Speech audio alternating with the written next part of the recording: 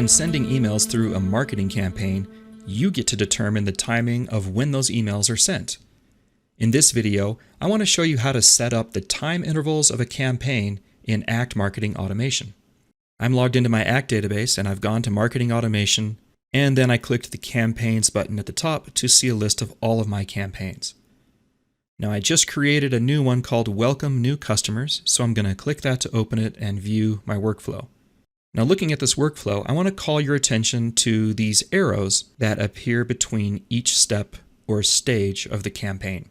These arrows represent the time element involved before proceeding to the next step. There are a lot of options that we can set up between these stages, so let's just click the first arrow, the one marked Instant Release, to see what choices we have. Because it's marked as Instant Release, that tells us that this first email is going to go out immediately as soon as I complete the activation steps for this campaign. But let me show you how easy it is to change that setting here in the intervals screen. In the Select Time Element dropdown, I have two choices, Time Interval or Specific Date Time. If I choose Time Interval, it lets me specify a delay duration before performing this email step. Or I can choose Specific Date and Time, and then choose exactly when I want to begin the campaign. You can see that the fields on the screen change automatically based upon the time element I decide. So now I can schedule this to go out precisely to the minute. But first let's choose a date. I'm going to fast forward a few months here, and I'm going to choose the first Tuesday in May. And then for time, I don't want it to go out at 2:35.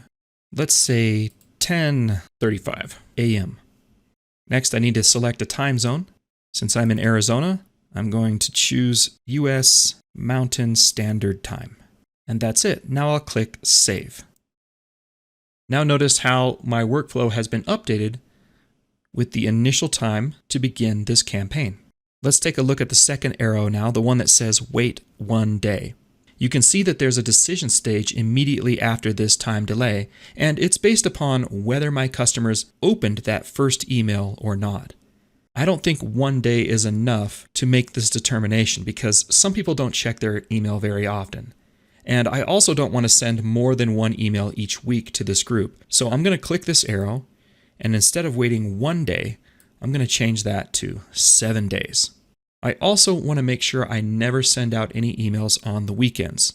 So I'm going to check that box, and if that 7-day interval happened to land on a Saturday or Sunday, then it would just push it out to the Monday following.